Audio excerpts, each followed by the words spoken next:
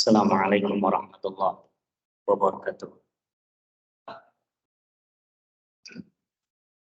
Innal hamdalillah nahmaduhu wa nasta'inuhu wa nastaghfiruh wa na'udzu billahi min shururi anfusina wa min sayyiati a'malina. Man yahdihillahu fala mudilla lahu wa man yudlil fala hadiya lahu. Asyhadu an la ilaha illallah wahdahu la syarika lah wa asyhadu anna Muhammadan 'abduhu wa rasuluh sallallahu alaihi wa ala alihi wa sahbihi wa baraka wa sallama tasliman katsira. Ya ayyuhalladzina amanu taqullaha haqqa tuqatih wa la tamutunna illa wa antum muslimun. Ya ayyuhan nasu taqu rabbakumul ladzi khalaqakum min nafsin wahidah wa khalaqa minha zawjaha wa batha minhuma rijalan katsiran wa nisaa'a. Wattaqullaha alladzi tasaaluna bihi wal arham. Innallaha kana 'alaikum raqiba. Ya ayyuhalladzina amanu taqullaha wa qulu qawlan sadida yuslih lakum a'malakum wa yaghfir lakum dhunubakum wa man yuti'illaha wa rasulahu faqad faza fawzan 'azima. Amma ba'd, fa inna istaqal hadits kitabullah wa khairul hadi hadi Muhammadin sallallahu alaihi wasallam wa syarrul umuri muhdatsatuha fa inna kulla muhdatsatin bid'ah wa kulla bid'atin dhalalah wa kulla dhalalatin finnar. Summa ma ba'd. Jamaah sekalian rahimani wa rahimakumullah. Alhamdulillah, puji syukur kita untuk Allah Subhanahu wa taala semata yang di kesempatan malam hari ini Allah Subhanahu wa taala pertemukan kita kembali, yang seyogianya malam ini Ustadz kita Al-Ustadz Abu Abdillah Tatat Abdul Ghani rahimahullah ta'ala wa hafizah, beliau berhalangan hadir pada kesempatan malam hari ini dengan safarnya beliau mengikuti kegiatan daurah bersama masyayikh dari Saudi. Ya, dengan segala nikmat Allah Subhanahu wa taala yang masih Allah berikan kepada kita di kesempatan malam hari ini, sehingga kita bisa duduk bersama untuk sama-sama belajar, sama-sama mengingat kembali apa yang sudah kita ketahui ataupun yang mungkin baru kita ketahui, sehingga ini menjadi bekal untuk kita sekalian, sekaligus juga penyemangat untuk kita dengan tugas kita sebagai hamba Allah Subhanahu wa taala di dunia ini untuk beribadah kepada Allah Subhanahu wa taala. Jamaah sekalian yang semua dirahmati oleh Allah Subhanahu wa taala. Ketika Allah Subhanahu wa taala menetapkan kehidupan yang fana di dunia ini, dan nanti dari sana kita akan beralih ke negeri akhirat, yang artinya kehidupan dunia kita tidak berhenti begitu saja ketika seseorang meninggal dunia. Akan tetapi masih banyak rangkaian-rangkaian yang harus dilalui oleh kita sekalian di akhirat nanti, tak terkecuali yaitu ketika kita nanti ditimbang pada yaumil mizan. Ikhwani jamaah sekalian rahimani wa rahimakumullah. Ya, sudah tidak asing bagi kita sekalian banyak ayat-ayat Allah Subhanahu wa taala yang menyebutkan tentang hari di mana Allah Subhanahu wa taala akan memperhitungkan apakah berat atau ringan seseorang.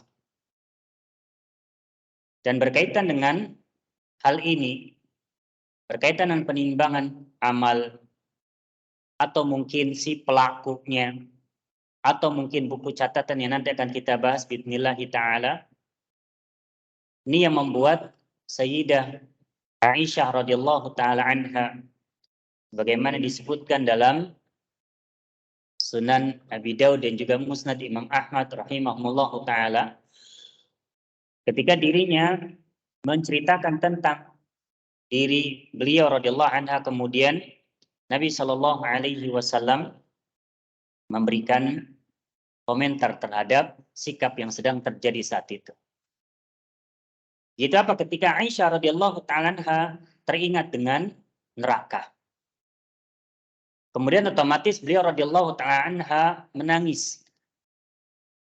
Dan yang terjadi pada Aisyah radhiyallahu taala anha ini diketahui oleh Nabi alaihi salatu wasallam, dan sebagai bentuk perhatian beliau alaihi salatu wasallam terhadap istrinya, maka beliau bertanya kepada Sayyidah Aisyah radhiyallahu anha, "Ma yubkik?" Apa yang membuat engkau menangis? Kenapa engkau menangis? Maka Aisyah mengatakan, "Dzakartun nar fa bakaitu." Ya, saya teringat dengan neraka. Kengeriannya, adabnya, siksaannya, yang sehingga ini menjadikan diri saya menangis. Fahal tadkuruna ahlikum yaumal qiyamah. Nabi alaihi salatu wasallam bertanya balik kepada Nabi alaihi salatu wasallam. Ketika engkau di saat itu, ingat nggak dengan keluarga engkau, dirimu sendiri? Wahai Nabi alaihi salatu wasallam, ingat enggak nanti? Maka Nabi alaihi salatu wasallam mengatakan, amma fi salasati mawatin wala yadhkuru ahadun ahad. Ada 3 keadaan di akhirat nanti seseorang ini tidak akan ingat dengan siapapun. Nabi alaihi salatu wasallam menjawab yang pertama, amma fi salasati mawatin fala yadhkuru ahadun ahada indal mizani hatta ya'lama ayakhiffa mizanuhu aw yathqul. Yang pertama, ketika ditanya oleh Sayyidah Aisyah radhiyallahu anha, apakah engkau akan ingat dengan keluarga-keluargamu? Maka Nabi mengatakan di sana ada 3 keadaan seseorang tidak akan ingat dengan siapapun.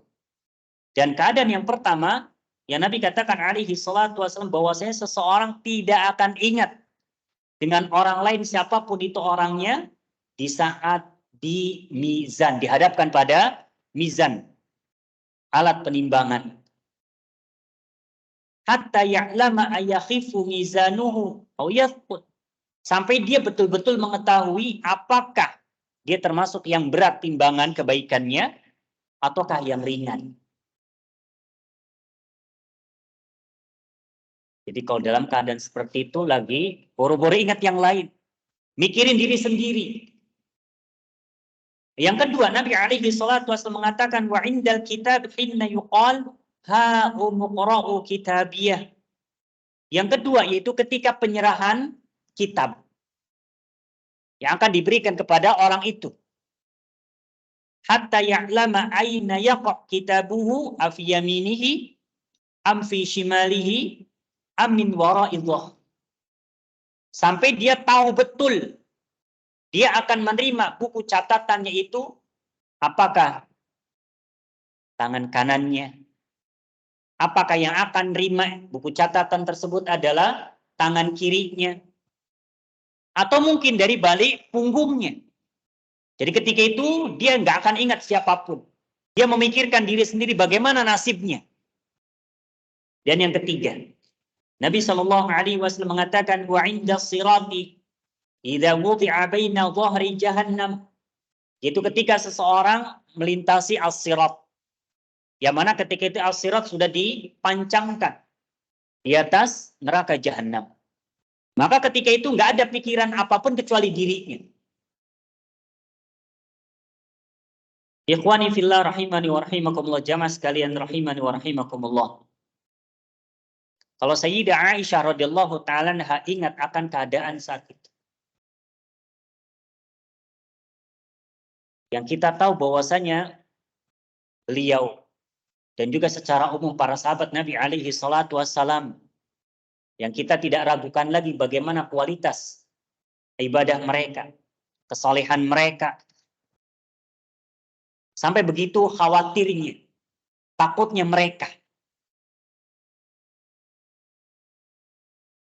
Dan nanti di akhir bahasan bidzillahi ta'ala kita akan sebutkan beberapa hal yang semoga ini menjadi penyemangat untuk kita. Dengan hal tersebut, semoga kita termasuk bagian dari orang-orang yang berat timbangan kebaikannya. Bidzillahi ta'ala, Allahumma. Ya, sebelum ke sana, berkaitan dengan mizan ini, hari penimbangan ini, maka kalau disebutkan dalam kitab-kitab akidah, maka akan dibahas beberapa perkara. Yang pertama berkaitan dengan banyaknya alat yang digunakan untuk menimbang itu. Apakah satu? Ataukah banyak? Atau masing-masing dari amalan itu ada penimbangannya sendiri? Dan tentu di antara para ulama rahimahullah ta'ala yang menyebutkan pendapatnya itu, tentu berdalil dengan dalil-dalil sesuai dengan zahir ayat maupun hadis Nabi alaihi salatu wassalam. Ya, kalau di sana misalkan disebutkan berkaitan dengan mizan, disebutkan satu al-mizan misalkan, maka mereka berpendapat ya alat yang digunakannya cuma satu. Sementara kalau misalkan di sana ayat-ayat Allah subhanahu wa ta'ala misalkan disebutkan mawazin dalam bentuk jama', maka mereka berpendapat bahwasanya alat yang digunakan untuk menghitung itu juga banyak. Permasalahan yang kedua, yang ditimbang itu apa objeknya? Yang ditimbang itu apa? Tiga pendapat yang disebutkan oleh para ulama rahimahullah ta'ala. Yang pertama adalah amalannya. Jadi amalannya. Kalau misalkan sholat ya berarti sholat yang ditimbang. Dan nanti akan punya berat. Puasa, zakat, sedekah, dan seterusnya. Ada juga yang mengatakan bahwa yang ditimbang adalah orang. Diri-diri kitanya yang ditimbang itu. Dan yang ketiga, yang ditimbang menurut sebagian ulama rahimahullah ta'ala, yaitu buku catatannya. Yang pertama berkaitan dengan amalan yang menjadi objek penimbangan ini, sebagaimana sabda Nabi alaihi salatu wassalam ketika beliau menyebutkan salah satu amalan yang nilainya berat pada hari penimbangan nanti, dan ini sebagai ya amalan pertama lah boleh dikatakan agar kita bisa mendapatkan timbangan kebaikan kita itu betul-betul berat. Ketika Nabi Shallallahu Alaihi Wasallam bersabda kalimatani habibatani ilar rahman, khafifatani ala lisan, taqilatani fil mizan. Bahwasanya di sana ada kalimat thayyibah, dua ungkapan, dua kalimat thayyibah yang dicintai oleh Allah Subhanahu Wa Taala Ar-Rahman. Mudah untuk diucapkan secara lisan itu, akan tetapi nilainya taqilatani fil mizan. Tapi ternyata berat nanti di timbangan akhirat itu. Lalu Nabi alaihi salatu wasallam mengatakan subhanallahi wa bihamdihi subhanallahil azim. Nah, berarti kan ini amalannya itu zikirnya itu. Yang ditimbang ya berdasarkan zahir hadis ini. Demikian pula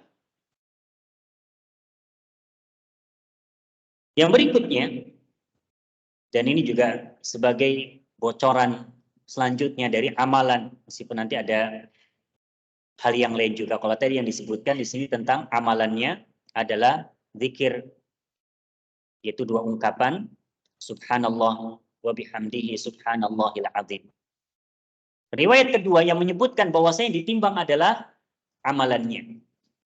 Dan sebagai ini usaha agar kita bisa berat kelak nanti dalam penimbangan. Itu Nabi alaihi salatu wasallam bersabda, "Ma yudha'u fil mizan yaumal qiyamati athqal min husnil khuluq." Bahwasanya tidak ada sesuatu yang ditimbang nanti pada hari kiamat yang lebih berat ketimbang atau daripada akhlak yang luhur. Akhlak yang baik Nabi menyebutkan akhlak baik sebagaimana kita tahu itu adalah amalan, amal soleh. Ya, Nabi katakan bahwasanya si akhlak baik ini berat nilainya pada hari penimbangan amal. Sementara berkaitan dengan pendapat yang kedua yang disebutkan oleh para ulama rahimahullah taala tentang objek yang ditimbang itu apa atau siapa. Maka yang pertama tadi adalah amalan yang nanti akan ditimbang. Yang kedua, di antara mereka para ulama rahimahullah taala mengatakan bahwa yang ditimbang adalah manusianya. Orangnya yang melakukan amalan-amalan tertentu. Sebagaimana ketika Allah Subhanahu wa taala berfirman di ayat yang ke-105 dalam surat Al-Kahfi. Ketika Allah Subhanahu wa taala menceritakan tentang orang-orang yang tidak diberikan kesempatan untuk ditimbang. Ya, dalam penggalan ayatnya fala nuqimu lahum yaumal qiyamati wazna. Ayat yang ke-105 dalam surat Al-Kahfi. Maka kami Allah Subhanahu wa taala tidak menegakkan bagi mereka timbangan pada hari kiamat. Jadi tidak diberikan. Jadi mereka enggak dikasih. Berkaitan dengan ayat ini, Nabi Shallallahu Alaihi Wasallam bersabda, Innahu la ya'ti ar-rajulul 'azim as-samin yaumal qiyamah la yuzanu 'inda Allahi janaha ba'udah. Bahwa saya kelak nanti pada hari kiamat akan ada orang yang gemuk. Yang mana ketika nanti pada hari kiamat akan dihadirkan. Tapi ternyata ketika dihadirkan dengan maaf, bentuk tubuh gitu kan ya, yang gemuk. Tapi apa ternyata? La yazinu 'indallahi janaha ba'udah. Ternyata tidak seberat, nggak ada beratnya sayap nyamuk. Jadi nggak ada apa-apanya gitu dibanding sayap nyamuk. Padahal kalau kita misalkan maaf, ketika melihat orang-orang yang badannya gemuk, tentu berat. Tapi ternyata di sana di akhirat nggak ada apa-apanya dibanding sayapnya. Yang di sana Nabi alaihi salatu wasallam menyebutkan ada orang yang gemuk tapi ringan timbangannya. Berarti yang ditimbang adalah individunya. Dalil yang kedua yang digunakan oleh sebagian ulama yang mengatakan bahwasanya yang ditimbang adalah orang yang melakukan amal ibadah. Yaitu berkaitan dengan Abdullah bin Mas'ud radhiyallahu taala anhu. Ini menjadi fadilah tersendiri bagi beliau radhiyallahu taala anhu. Kisahnya ketika Abdullah bin Mas'ud radhiyallahu taala anhu ini naik pohon bahasa kitanya sih ya.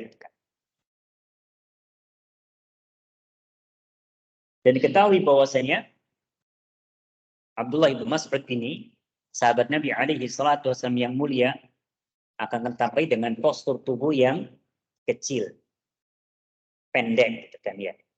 Nah, ketika Abdullah bin Mas'ud radhiyallahu taala anhu ini ibaratnya lagi manjat pohon, kemudian terlihat dari bawah berkaitan dengan bagaimana bentuk fisik betis beliau radhiyallahu taala anhu. Ya, kenapa ketika itu tertiup angin gitu ya, sehingga ya kita tahu lah kalau orang yang maaf ringan enteng itu kan gampang goyang. Nah, ketika pemandangan itu terlihat oleh sebagian sahabat Nabi alaihi salatu wasallam, maka mereka tertawa. Rasanya lucu lah kan ya. Maka Nabi alaihi salatu wasallam mengatakan mimma tadhakun. Kalian tertawa itu kenapa? Maka mereka mengatakan ya Nabi Allah min riqqati saqaihi. Itu betisnya Abdullah bin Mas'ud radhiyallahu anhu ini kecil. Ya kita katakan ya kecil otomatis kurus, ya enteng lah gitu kan. Maka Nabi alaihi salatu wasallam mengatakan walladzi nafsi biyadi lahu ma athqalu fil mizani min Uhud. Demi zat yang jiwaku berada di tangannya, demi Allah Subhanahu wa taala, bahwasanya beliau, maksudnya Abdullah bin Mas'ud radhiyallahu taala anhu ini, ketika memiliki dua betis yang mungkin tadi dalam pandangan sahabat ketika itu kecil, kurus. Ternyata apa Nabi katakan, aqal fil mizan, ternyata lebih berat di timbangan akhirat nanti min Uhud, ketimbang gunung Uhud. Ya, yang kita sendiri juga tidak tahu seberapa berat gunung Uhud ataupun gunung-gunung yang lain, intinya memang berat. Tapi ternyata apa yang dimiliki oleh Abdullah bin Mas'ud radhiyallahu taala anhu, dua betis dan juga tubuh yang lain ternyata lebih berat dibanding Uhud. Dan hadis ini dijadikan dalil berkaitan yang ditimbang berarti adalah personnya, orangnya, individu. Sementara yang berikutnya, pendapat yang mengatakan bahwasanya yang ditimbang adalah buku catatannya. Ya, buku catatan amal perbuatan yang sudah dilakukan. Sebagian ulama rahimahullahu ta'ala yang menyebutkan pendapat ketiga ini, mereka berdalil dengan sabda Nabi alaihi salatu wassalam yang berkaitan dengan, ya saya silakan dengan kartu sakti. Kartu sakti. Secara singkat, bahwa ketika ada seseorang yang dihadirkan kepada Allah Subhanahu wa taala, bahkan ini disaksikan oleh khalayak ramai saat itu. Kemudian maksud tujuannya Allah Subhanahu wa taala ingin menyelamatkan orang itu sebenarnya gitu kan. Jadi memang sudah dari awal menginginkan orang tersebut, hamba tersebut selamat dari ancaman murka Allah Subhanahu wa taala, dari siksaan Allah Subhanahu wa taala. Ya, bahwasanya orang ini mendapati 99 buku catatan, ternyata isinya buruk semua. Jelek semua. Sementara untuk besarnya, ukuran buku catatannya ini sejauh mata memandang. Ya. Jadi kalau yang satu saja seperti itu, bagaimana kalau 99? Tentu pikiran kita akan mengatakan berat. Kemudian Allah Subhanahu wa taala bertanya kepada orang tadi, "Atunkiru min hadza syai'ah?" Apakah mengingkari ini sekian-sekian dari buku catatan yang jelek-jelekmu ini? Mengelak enggak? Ya, sebagai bentuk keadilan Allah Subhanahu wa taala.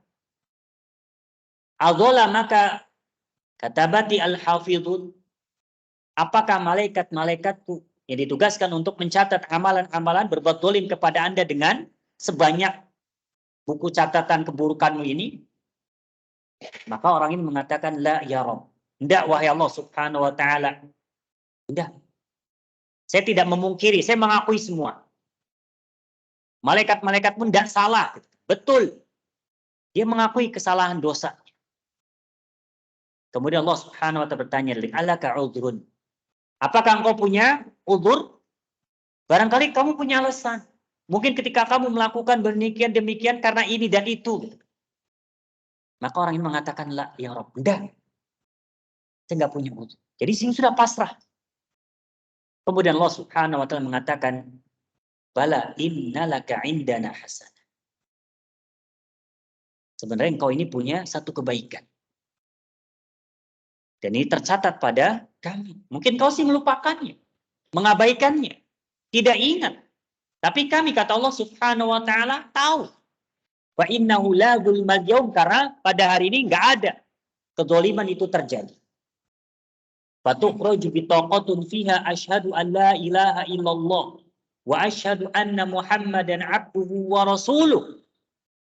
Ya, lalu dikeluarkanlah kartu yang di sana terdapat 2 kalimat syahadat. Maka Allah Subhanahu wa taala memerintahkan, ukhdur waznak. Minta ditimbang. Kemudian sebelum ke sana, orang ini bilang kepada Allah, ya Rabb, ma hadhihi al-bitaqa ma hadhihi sijillat. Wahai Allah Subhanahu wa taala, kartu ini pikiran dia kecil. Sementara itu, buku catatan yang segitu banyaknya 100 kurang 1 dengan luas sejauh mata memandang setiap satunya, nah dibanding ini gimana? Maka Allah Subhanahu wa Ta'ala pun mengingatkan kembali. Fa innaka la tudlam, engkau tidak akan digolimi. Fatudu'u sijilat fi kiffah wal bitaqatu fi kiffah fatoshat as-sijilat wa thaqulat al-bitaqah. Ternyata ketika masing-masing ditempatkan pada tempat penimbangan, ternyata yang lebih berat adalah al-bitaqah, kartu sakti tadi. Kartu sakti tadi yang di sana terdapat 2 kalimat syahadat. Sementara 99 buku catatan yang isinya buruk semua, ternyata apa ente? Terbang ke atas. Kita tahu kan kalau yang berat itu kan ke bawah. Yang berarti justru bitaqah. Ini diantara amalan yang nanti akan diulang kembali berkaitan dengan amalan-amalan yang bisa memberatkan timbangan kebaikan kita nanti di akhirat. Jamaah sekalian rahimani wa rahimakumullah. Ya, berkaitan dengan hal tadi. Disebutkan tentang objek yang akan ditimbang itu apa. Ya, terlepas dari khilaf di antara para ulama rahimahullah ta'ala tadi. Demikian pula permasalahan sebelumnya tentang timbang yang digunakan untuk menimbang ini apakah satu atau banyak.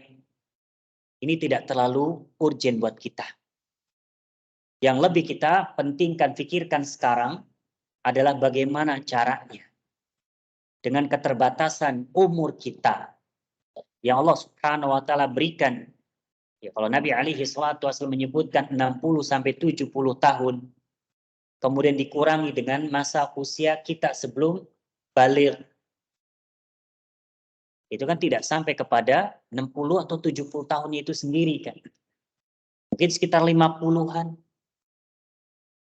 Ya meskipun mungkin ada yang lebih gitu. Nah, belum tentu selama 50 tahun kita benar semua kan, di dalam artian ya amal kita penuh di sana betul-betul. Akan tetapi semoga dengan apa yang nanti kita sebutkan yang menjadi penyemangat, sekaligus juga kita bisa mempertahankan tauhid kita kepada Allah Subhanahu wa Ta'ala dan juga tauhid kita atas Nabi Shallallahu Alaihi Wasallam. Ya, bahwasanya sebagaimana tadi disebutkan di hadis bitaqah tadi berkaitan dengan syahadat tauhid, syahadat la ilaha illallah Muhammad Rasulullah Shallallahu Alaihi Wasallam, itu termasuk yang memberatkan kelak di hari penimbangan kita. Dan selain hadis bitaqah tadi berkaitan dengan keutamaan yang ada pada kalimat tauhid, kalimat syahadat, khususnya la ilaha illallah, maka Nabi alaihi salatu wasallam menyebutkan tentang percakapan antara Nabiullah Musa alaihi salam dengan Allah Subhanahu wa Ta'ala. Ketika Nabi Musa alaihi salam mengatakan kepada Allah Subhanahu wa Ta'ala, "Ya Rabb, allimni syai'an adkuruka wa ad'uka bih." Wahai Rabbku, ajarkan aku suatu zikir, suatu doa yang saya bisa gunakan. Kalimat thayyibah ini untuk berzikir, untuk berdoa kepada Engkau. Maka Nabi alaihi salatu wasallam menyebutkan jawaban Allah Subhanahu wa Ta'ala kepada Nabi Musa alaihi salam, "Qul ya Musa, la ilaha illallah." Wahai Nabi Musa, ucapkan la ilaha illallah. Itu jawaban Allah Subhanahu wa Ta'ala ketika Nabi Musa minta kalimat yang bisa digunakan untuk berzikir dan berdoa kepada Allah.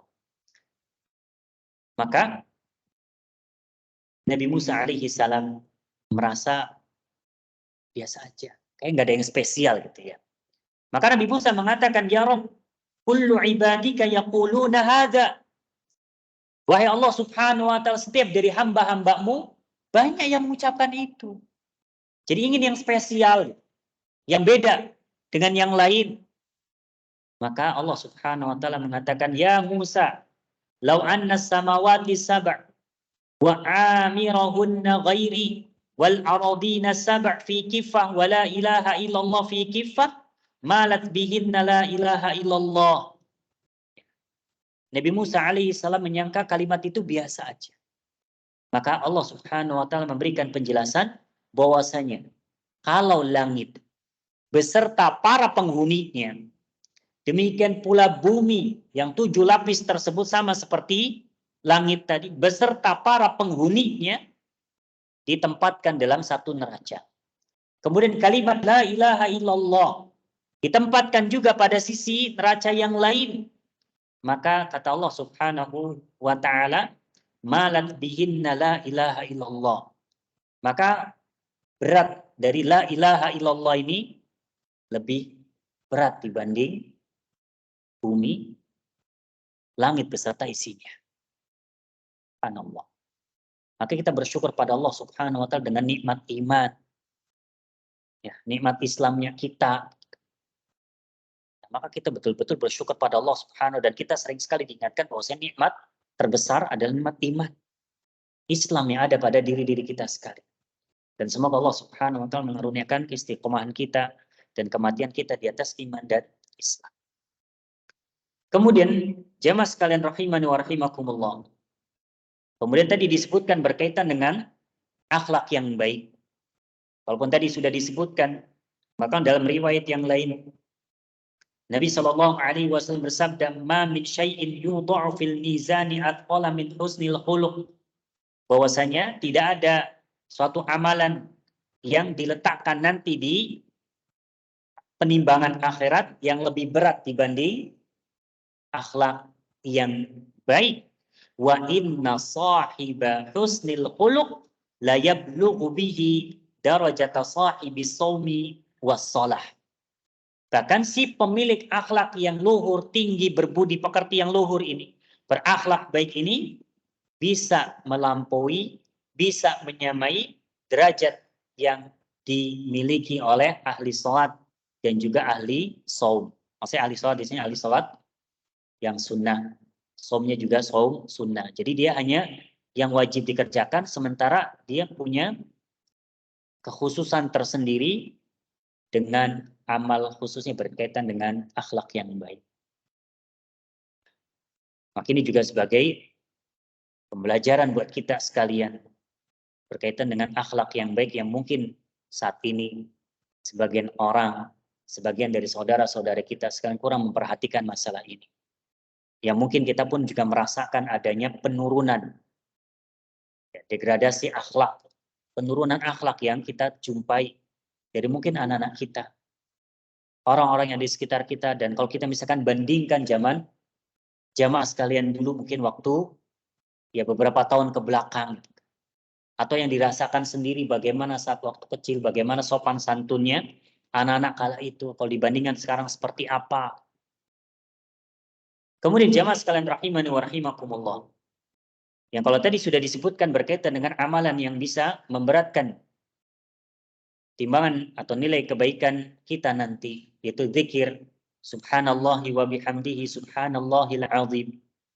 Dan di sana pun juga ada zikir yang lain yang juga sama nilainya berat insyaallah taala.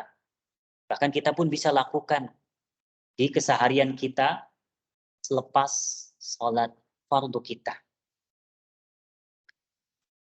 Ketika Nabi Shallallahu Alaihi Wasallam memberikan pengajaran kepada kita, dan kalau kita misalkan mengenal zikir setelah sholat fardu, tasbih 33, tahmid 33, dan takbir 33, iya. Tapi di sana ada juga untuk zikir yang lain juga. Ini termasuk juga bagian dari sunnah Nabi alaihi salatu wassalam. Ketika Nabi Shallallahu Alaihi Wasallam bersabda, khoslatani la yuhafidhu 'alaiha 'abdun muslim illa dakhalal jannah. Di sana ada dua amalan yang kalau seorang hamba muslim dia menjaganya, mendawamkannya, merutinkannya, maka kelak ia termasuk penghuni surga karena dia akan memasuki jannah. Huma yasir. Amalan ini apa? Enteng.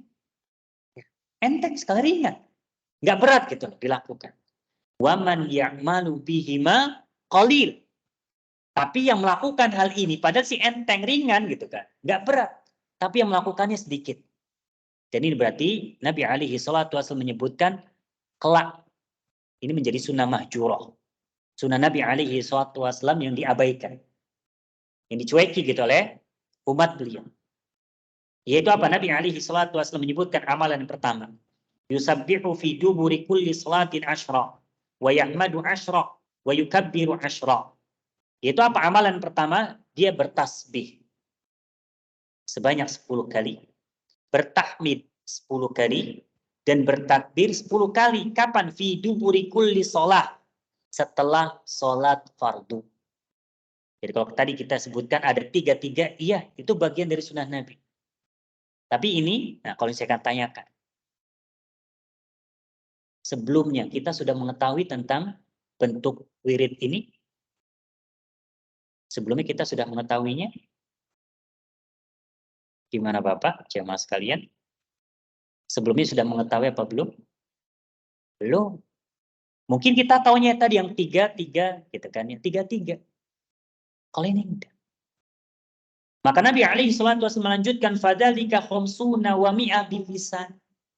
Ya tadi 3 lafaz zikir tadi, tasbih, takbir, tahmid, yang masing-masing 10, berarti kan 30. Kemudian Nabi alaihi salatu wasallam menyebutkan itu 150 secara lisan. Maksudnya nilainya 150. Sebagian memahaminya 150 ini apa? Karena dia melakukannya 5 kali. Sesuai dengan jumlah sholat fardunya. Jadi 30 ping 5. Jadi kan 150. Tapi ada yang memaknainya, ya sudah dengan baca 30 ini dapatnya 150 gitu. Tapi di akhirat bagaimana nilai? Wa alfun wa khomsumi'a fil mizan. Tapi di penimbangan nanti nilainya adalah 1.500. Berarti 10 kali lipat. Ini amalan yang pertama. Amalan yang kedua. Wa yukabbiru arba'an wa thalathina idza ahada. Atau idza akhadha marja'ahu. Wa yahmadu thalathan wa thalathin. Wa yusabbihu thalathan wa thalathin. Amalan yang kedua. Yang pahalanya luar biasa. Yang orang yang mengamalkan itu sedikit. Juga sama. Masalah tasbih, tahmid, dan takbir. Yaitu apa? Mengucapkan tasbih atau mengucapkan takbir 34 kali. Tahmid 33 kali. Tasbih 33 kali. Kapan? Idza akhadha madja'ahu. Ketika hendak tidur. Ya, ketika hendak tidur. Dan ini dikuatkan dari kisah tentang datangnya Sayyidah Fatimah radhiyallahu taala ke Nabi alaihi salatu wasallam ke rumahnya gitu kan, minta pelayan budak untuk membantu untuk meringankan beban rumah tangga atau tugas-tugas dari Sayyidah Fatimah radhiyallahu anha. Kemudian Nabi mengatakan alaihi salatu wasallam tentang amalan ini, fadzalika mi'ah bil lisan. Maka kita tahu 33, 33 dan 34 berarti kan 100. Secara lisan nilainya 100. Tapi apa? Wa alfun fil mizan. Tapi nilainya 1000 di mizan. Di penimbangan akhirat. Ya.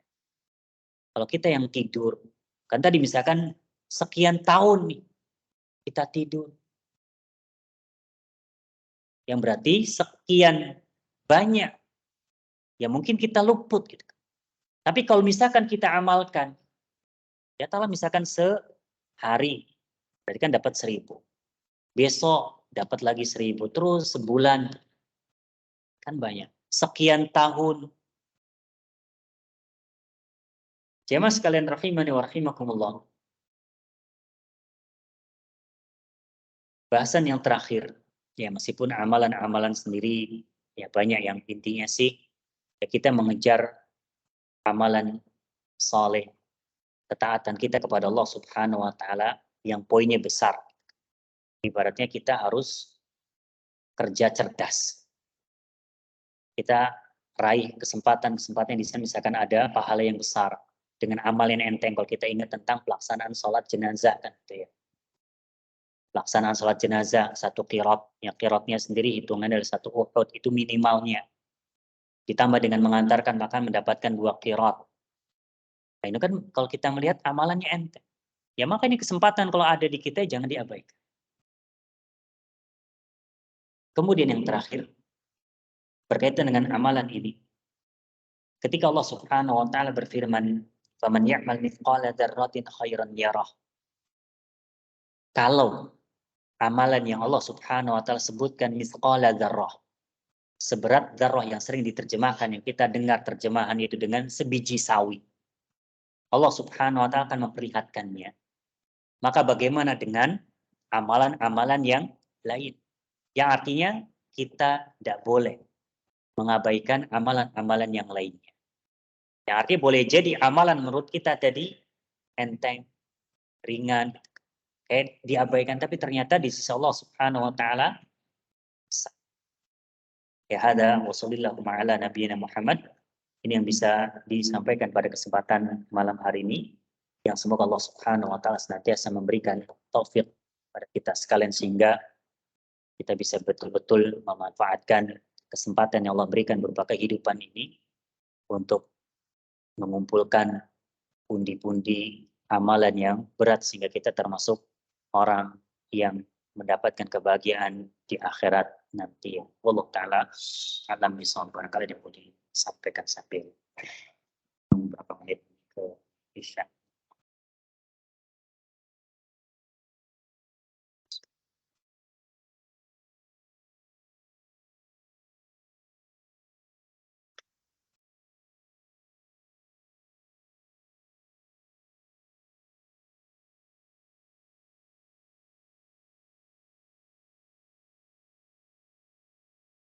Waalaikumsalam warahmatullahi wabarakatuh. Kalau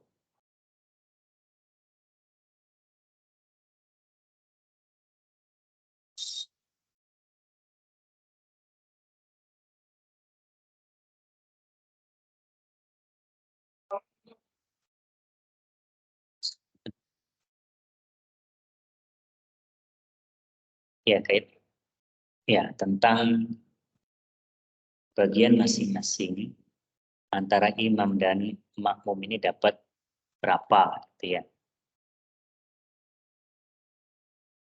Yang pertama, kalau kita ingat hadis Nabi alaihi salatu wasallam tentang keutamaan orang yang sholat berjamaah gitu ya. Poinnya 27, dalam riwayat 25. Nah, kemudian untuk secara rinci di antara mereka, memang disebutkan kalau di kitab-kitab fikih perbandingan mazhab itu di antara imam dengan makmum ini lebih mulia mana gitu ya. Adapun untuk pahalanya berapa-berapanya Allah taala ini di sisi Allah Subhanahu wa taala. Maksudnya mengetahui akan hal tersebut. Karena ketika Asy-Syaikh Al-Albani rahimahullah taala menyebutkan dalam sifat salat Nabi, riwayat tentang orang yang salat ini nilainya beda-beda. Nilainya beda-beda. Makanya tidak bisa dipastikan kalau imam sekian, makmum sekian. Tapi memang kalaupun sekarang tadi para fuqaha menyebutkan permasalahan antara imam dengan makmum ini mana yang utama, akan tetapi ya kita ngambil kesimpulan adalah ya kita tidak perlu memikirkan ke sana karena mungkin masing-masing dari kita pun juga ingat posisi kita ya di makmum, tapi kita banyak berharap pada Allah, kita dapatnya banyak. Demikian pun misalkan yang dituju sebagai imam, dia berharap kepada Allah Subhanahu wa taala dengan pahala yang banyak. Wallahu taala alam bisawab.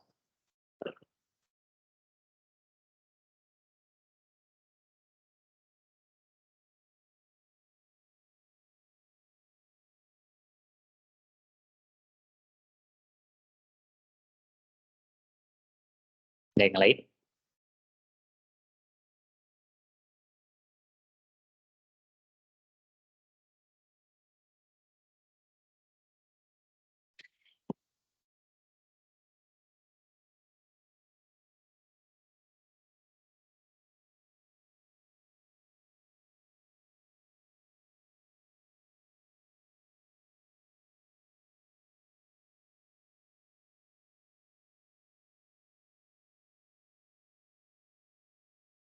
Ya, kalau tidak kita cukup untuk perjumpaan di malam hari ini. Ya. berharap pada Allah Subhanahu wa taala agar dimudahkan urusan kita di akhirat, boleh di alam kubur kita, kemudian ketika berbangkit, dan di padang mahsyar, ketika dihisab, dan ketika diberikan serta as-sirat. Kita akhiri subhanakallahumma wa bihamdika asyhadu an la ilaha illa anta astaghfiruka wa atubu ilaik. Assalamualaikum warahmatullahi wabarakatuh.